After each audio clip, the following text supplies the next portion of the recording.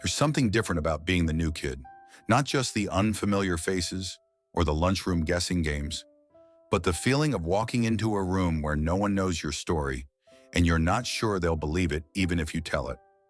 That's exactly what Amara Bennett, age 10, was facing as she stepped through the doors of Meadow Ridge Elementary for the first time. Amara wasn't just any fifth grader. While most kids her age doodled hearts and comic book heroes in the corners of their notebooks, hers were filled with diagrams of spacecrafts, scribbled formulas, and questions like, could Europa sustain human life if we found oxygen in the ice?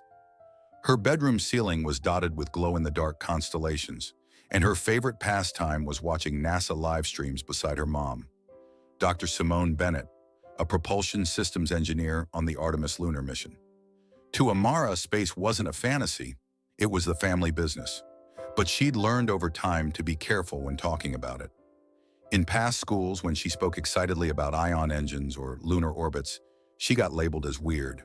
When she told the truth about her mom's job, she was met with raised eyebrows, smirks, or worst of all, pitying disbelief.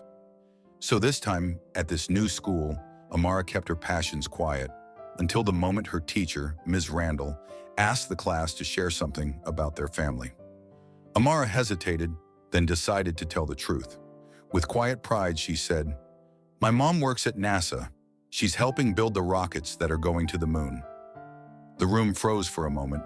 Then came the giggles, a whisper, then laughter, and then the voice that would cut deeper than them all, Ms. Randall's. "Well, that's quite a claim, Amara. Are you sure she's not just answering phones at NASA?" Her tone was dismissive, even amused, as if Amara had confused a science fiction movie with reality. The class laughed louder, and Amara, cheeks burning, shrank in her seat. She didn't cry. She didn't argue. But inside, something cracked. Not her belief in her mother, but her belief that the truth would be enough. What no one in that room knew, not the kids, not Ms. Randall, not even Amara's quiet classmate, Lena Parker, was that every word she said was true, and that tomorrow, the woman they laughed off as fiction would walk into that very room, not to boast or scold, but to illuminate. If this story already has you rooting for Amara, press 7 in the comments to keep following her incredible journey. Be sure to subscribe and share this video with someone who needs a reminder that no dream is too big and no voice too small to be heard. The countdown to truth has begun.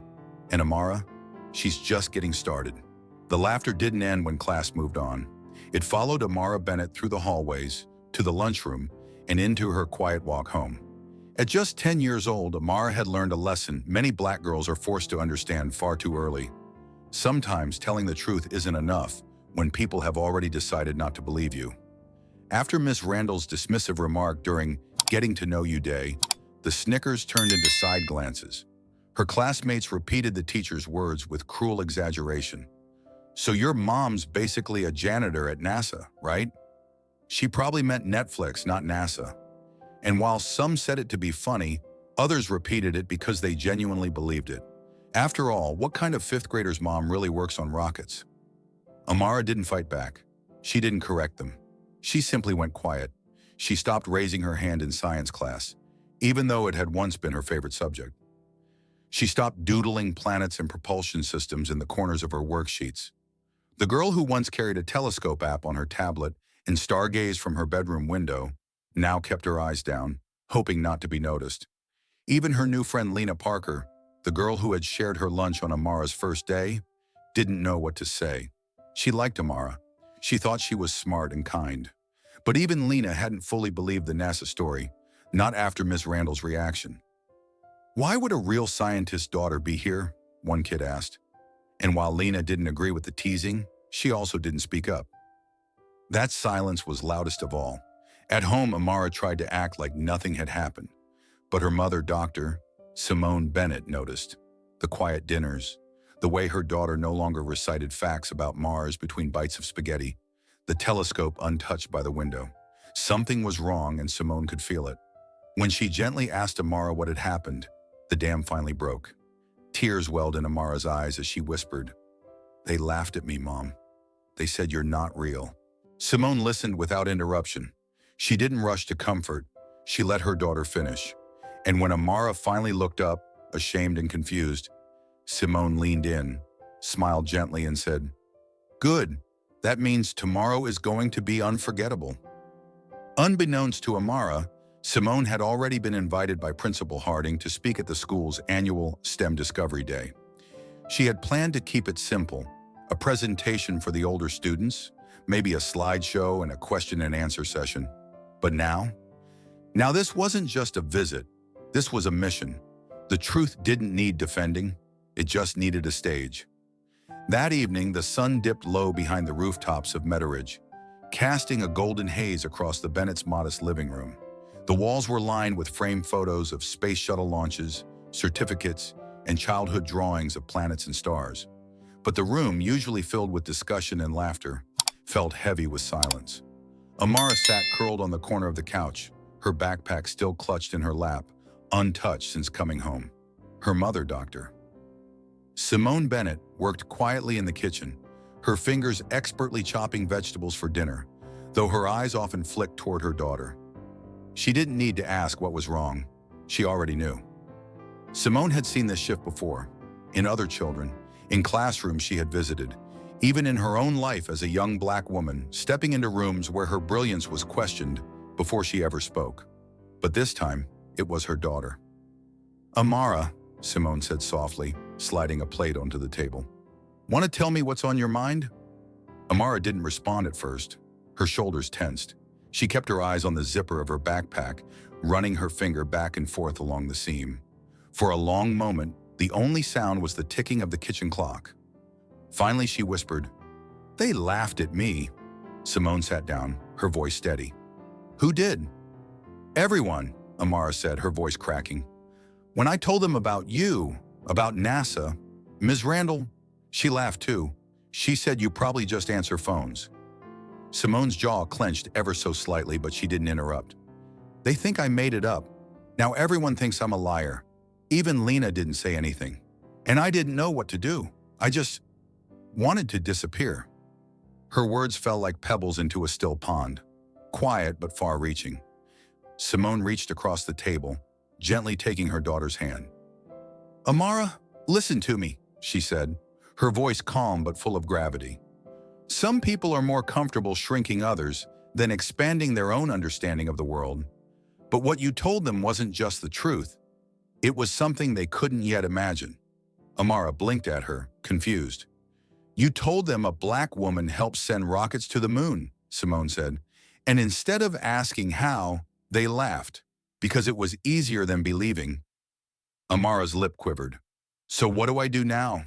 Simone smiled, a look Amara had seen before, usually right before her mom solved a stubborn engineering problem. "You let them see for themselves," she said. "Tomorrow I'm speaking at your school for STEM Discovery Day, and I wasn't planning on visiting your class, but I think I've changed my mind." Amara sat up a little straighter. "I want you to come with me," Simone added. "You won't be alone this time." That night, Amara opened her backpack and quietly pulled out the notebook she had avoided all week. She flipped to a page filled with sketches of a lunar habitat module she'd been designing for fun, and for the first time in days, she picked up a pencil and began to add to it. The storm hadn't passed, but now Amara wasn't standing in it alone, and tomorrow the clouds would clear, for everyone to see. The buzz of anticipation in the Meadow Ridge Elementary multi-purpose room was unmistakable. Folding chairs squeaked across the tiled floor as students from grades 4 through 6 gathered for the annual STEM Discovery Day. Teachers lined the back of the room, including Ms. Randall, who stood near the podium with a clipboard clutched in her hand, her smile tight and forced.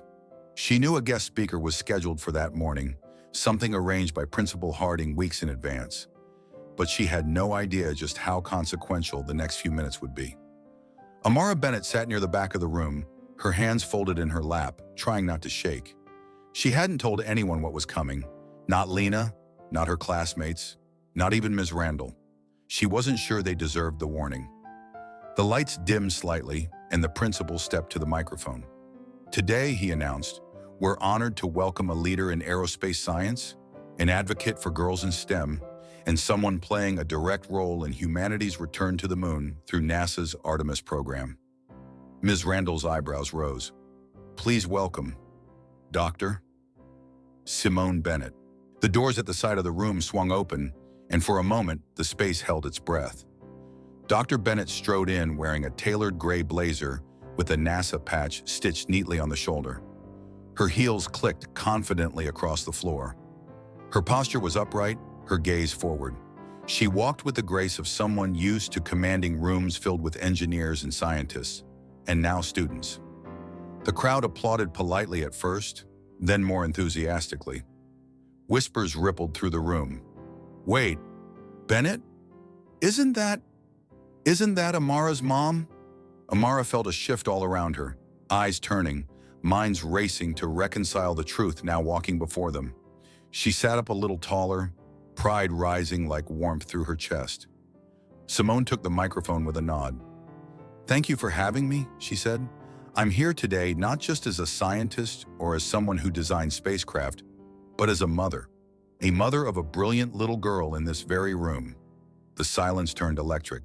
She paused, then smiled warmly. My daughter Amara inspired this talk, because sometimes the greatest challenge in science isn't the engineering, it's being believed. Gasps filled the air. All at once, students turned to Amara, their eyes wide. Lena's jaw dropped. Ms. Randall, standing frozen at the back, blinked hard, her expression unreadable. Dr. Bennett went on to speak about the Artemis project, about ion propulsion, about teamwork and resilience. She wove in stories of failure, persistence, and imagination, without arrogance, only purpose. She spoke the way Amara always imagined her mom would if the world gave her a stage instead of assumptions. But the most powerful moment came at the end, when Dr. Bennett motioned to the back. Amara, come join me? The room parted as Amara walked slowly to the front, her chin high and her heart pounding. Dr. Bennett placed a gentle hand on her daughter's shoulder. I brought a prototype model for a next-gen engine system, she said, but Amara can explain it better than I can. She helped design the simulation. And in that moment, under bright lights in front of doubters and friends, Amara wasn't the new girl anymore. She was the girl who told the truth, and the truth had just walked in with her. Just when the auditorium at Meadow Ridge Elementary thought it had witnessed the biggest surprise of the year, Dr. Simone Bennett, standing shoulder to shoulder with her daughter, Amara, presenting NASA-level science, another twist was quietly waiting backstage. After Amara had wowed the room with her clear, confident explanation of a miniature ion propulsion system, the applause was thunderous. Students stared, wide-eyed, not just at the technology, but at the fact that a 10-year-old girl, whom they had dismissed just days earlier, could speak so fluently about deep space acceleration. Even teachers were left exchanging glances, some visibly emotional, others quietly ashamed of how small they'd allowed her dream to become in their own minds. Simone stepped forward again, smiling, but not yet finished. There's one more thing, she said. I didn't come alone today. Whispers spread instantly. Even Principal Harding, standing in the wings, looked surprised. Ms. Randall, still hovering near the back, straightened up with a puzzled frown. Simone gestured toward the large screen mounted behind them. With a quiet hum, the projector flickered to life, and the logo for NASA's Artemis II mission filled the frame. The room went silent. Then, one by one, faces began to appear in live video feeds. Scientists, engineers, astronaut trainees, all women of color. One smiled directly at the camera. Hi, Meadow Ridge. I'm Dr. Nia Ramirez, Propulsion Dynamics Specialist at Kennedy Space Center. I'm also the daughter of immigrants from the Bronx. I was told when I was a kid that girls like me don't do science. I guess they were wrong. Another chimed in. I'm Tasha King, systems engineer, and I want every one of you to know we were all kids once, sitting in classrooms just like yours, and we made it to NASA. The room erupted. Some students stood, others clapped with their mouths wide open. Even Lena Parker, Amara's quiet seatmate, turned in the stunned admiration, whispering, she was telling the truth, all of it. But it wasn't about proving anyone wrong anymore. It was about showing what's possible when belief meets opportunity. Ms. Randall stood still, her eyes glassy. absorbing not just what was on the screen, but what she had tried to dismiss days earlier. A door she almost closed on a child's dream was now flung wide open, visible to every student in the room. And Amara? She didn't gloat, she didn't smirk. She stood tall, not as someone seeking revenge, but as someone reclaiming her voice, her truth, and her future. The surprise wasn't just the scientists on the screen. The real surprise was the shift in the room. The way a single story once mocked had become a collective revelation. If this moment touched your heart or reminded you how powerful truth can be, press 7 in the comments. If it didn't resonate with you, we welcome your voice too. Press 0 and let us know why. Don't forget to subscribe to our channel and share this video with someone who's ever been told their dreams were too big, because the next twist in Amara's journey will leave you speechless. By the time Monday morning arrived, the story of Amara Bennett and her mother, Dr. Simone Bennett, had become something of a legend at Meadow Elementary. Over the weekend, clips from the STEM Discovery Day Assembly had circulated on social media, recorded from students' phones and shared by proud parents. The footage of Amara explaining ion propulsion and standing beside her mother as live NASA engineers appeared on screen had struck a chord. But inside the school walls, there was still unfinished business. Though admiration for Amara now filled the air, one voice remained noticeably absent. Ms. Randall, the teacher who had publicly dismissed Amara's truth, hadn't said a word since that day. No explanation, no apology, just silence. And for Amara, that silence echoed as loudly as the laughter had a week earlier. But that changed on Monday afternoon. Principal Harding called an assembly, not the kind with balloons or guest speakers, but a quiet gathering of the entire 5th grade in the school library. The students filed in, puzzled but curious, whispering guesses about what this was all about. Amara sat toward the back, Lena by her side, her expression calm but cautious. Then Ms. Randall entered. Gone was the clipboard, the usual tidy bun, the clipped tone. She walked slowly to the front of the room, took a deep breath, and turned to face the sea of young faces. "I owe you all an apology," she began, her voice low but clear.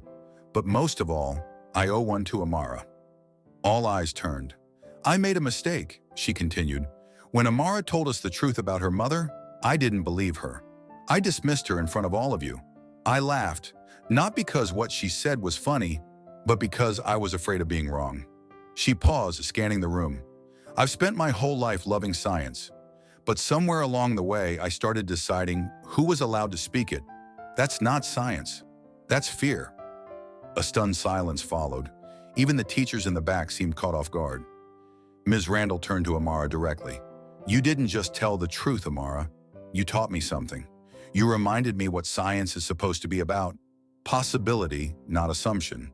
Curiosity, not control. And courage, especially yours." Amara blinked, her throat tight. She hadn't expected this. Not like this. "I can't change what I said," Ms. Randall added, "but I can change how I teach from now on. If you'll allow me, I'd like to invite you to help lead a new weekly science circle for our class. One focused on space, discovery, and honoring every voice in this room." A ripple of excitement moved through the students. Amara sat frozen for a moment. Then slowly she nodded. "I'd be honored," she said softly. In that moment, something shifted, not just between a teacher and a student, but within the school itself. It was more than an apology, it was a reckoning, a public acknowledgement that learning goes both ways and that even educators must remain open to being educated, especially by the children they once underestimated. And for the first time, Amara didn't feel like a student trying to prove herself. She felt like a leader, standing tall in the very space where she'd once been silenced. The whispers that once followed Amara Bennett down the hallway had changed. They were no longer coded in disbelief or mockery. They carried awe, respect, even a little curiosity. But Amara wasn't interested in fame or redemption. She was interested in finishing what she started. After Ms. Randall's public apology, an unexpected ripple of momentum had begun to form around Amara. The story that had begun with shame and humiliation had transformed into something hopeful. And now Amara had a decision to make. Would she stay in the background and quietly accept her place in the narrative others had rewritten? Or would she step forward and write the rest of the story herself? When Principal Harding announced the upcoming STEM Showcase, an annual event where students across the district competed with projects and presentations, Amara hesitated. For years, she had imagined participating in such an event, but always from the sidelines. She had drawn up countless ideas in her notebooks: robotic arms, miniature space habitats, solar-powered drones, yet she never submitted anything.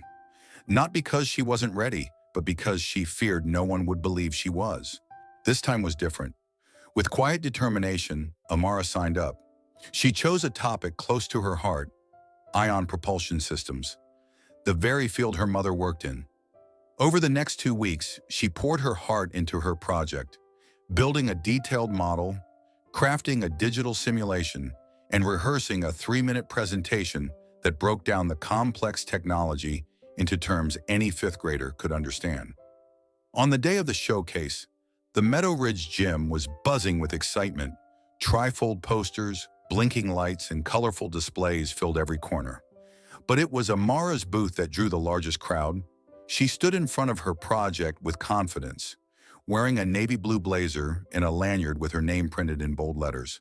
She spoke clearly, her voice steady as she described how ion propulsion allows spacecraft to travel farther using less fuel.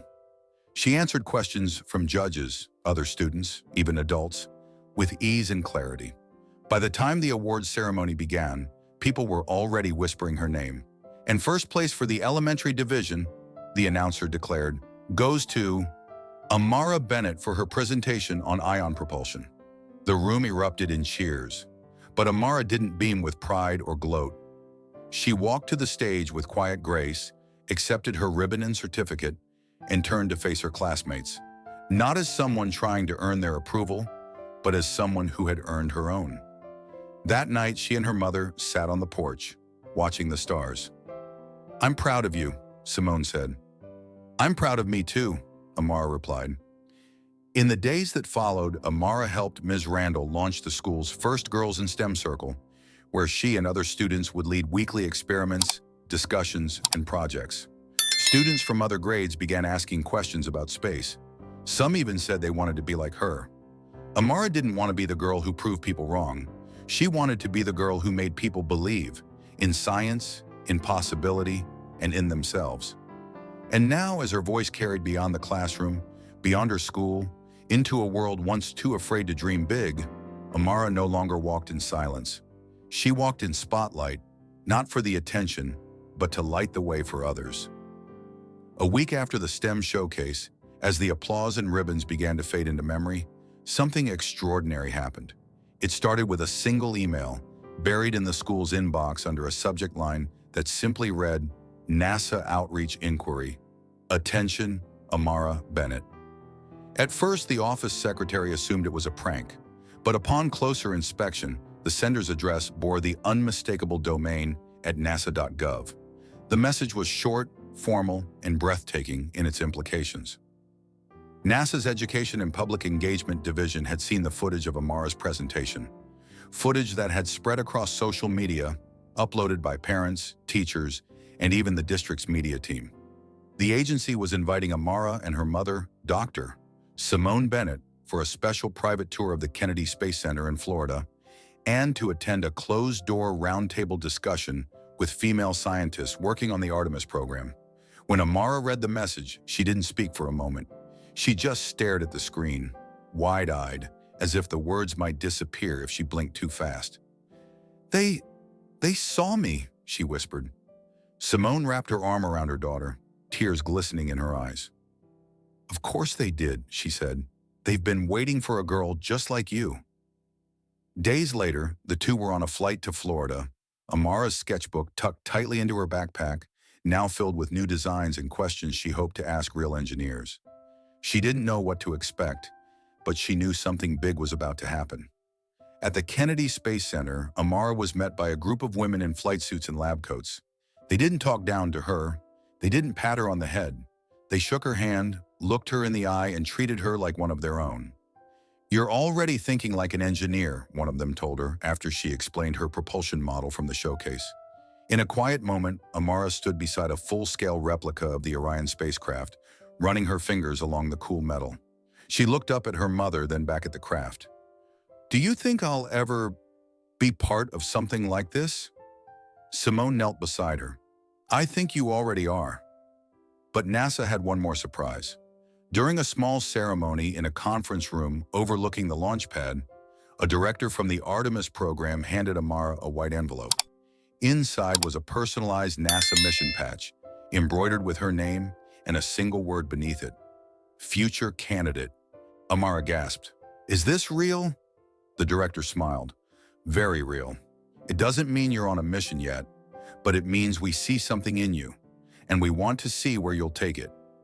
Amara clutched the patch to her chest, her heart full. It wasn't just recognition, it was validation, not only of her knowledge, but of her truth, her resilience, and her dream. Back at school the next week, a banner stretched across the hallway. "Welcome back, Amara, our star among the stars."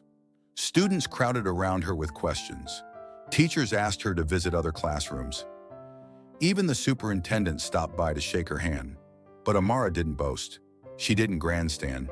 She simply smiled and returned to her seat near the window, pulling out her sketchbook, flipping to a blank page, and drawing the next idea. Because the truth was, Amara never wanted to be famous. She just wanted to reach the stars. And now, for the first time, she truly believed she would.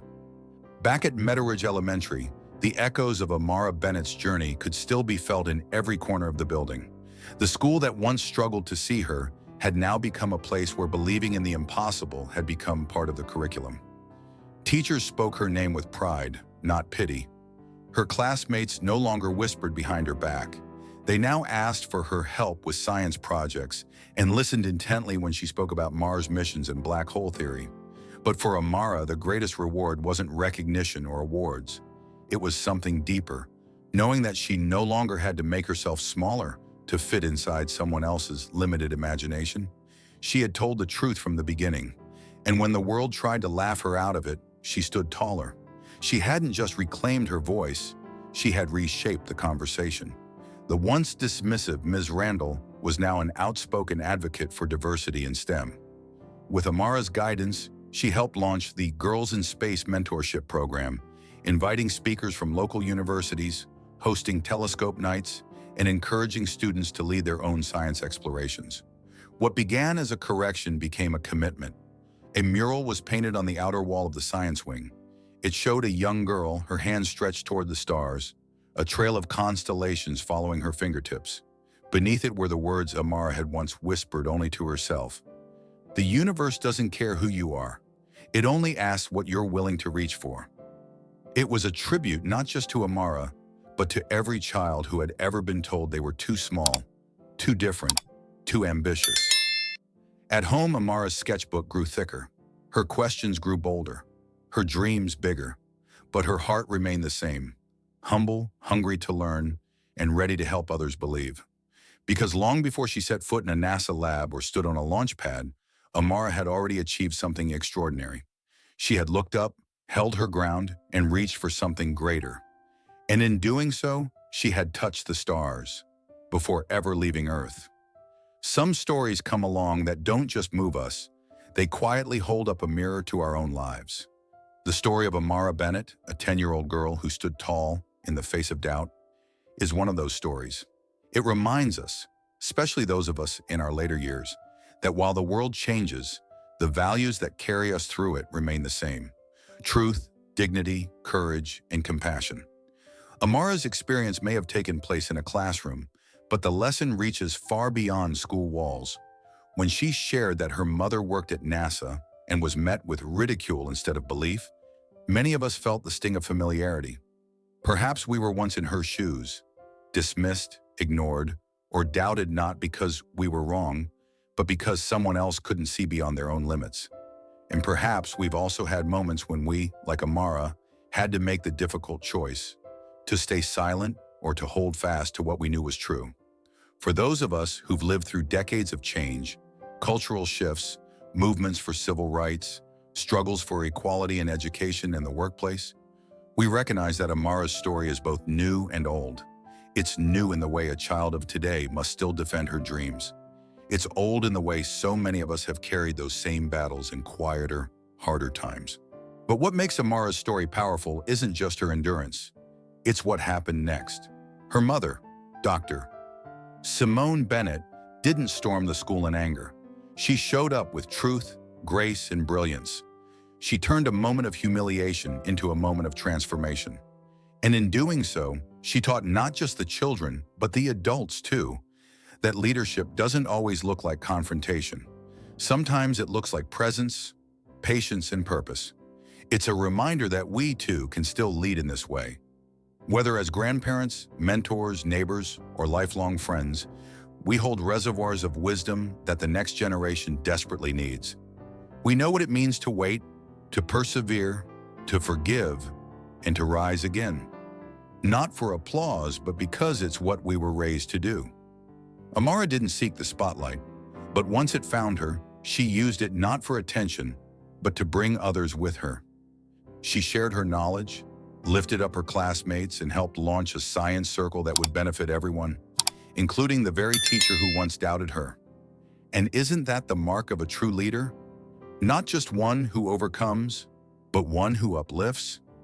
As we reflect on her journey, we're reminded that we are never too old to be students of grace, nor too seasoned to be teachers of courage.